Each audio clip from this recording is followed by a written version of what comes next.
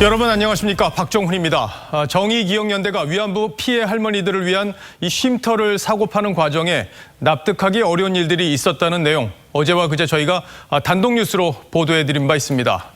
정의연은 이 쉼터를 시세대로 매매했다고 설명했지만 산 가격보다 3억 원 이상 손해를 보고 지난달 갑자기 매각하면서 기부금에 큰 손실이 발생했죠.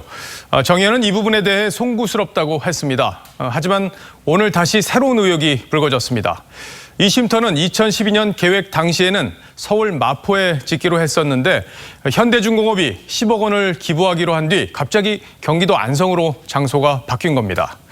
이 과정에 새로운 인물이 등장합니다. 바로 이번 총선 안성에서 당선된 민주당의 이규민 당선인입니다. 이 당선인은 지인이 소유하던 안성의 이 쉼터를 윤미향 당선인 측에 소개했다고 합니다.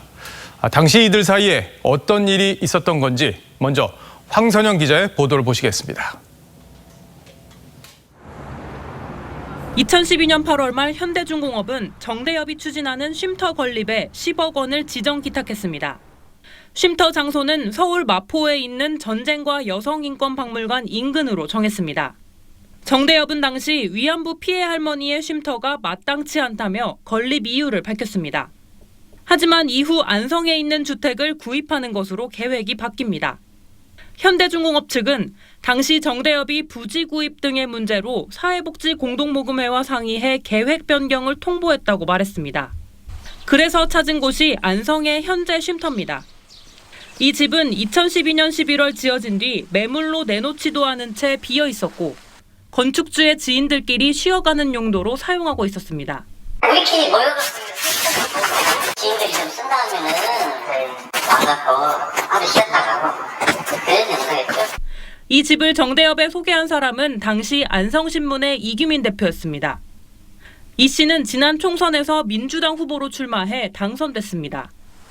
집 매도인의 남편이자 건축주는 이 씨의 지인이자 안성신문 운영위원장이었습니다.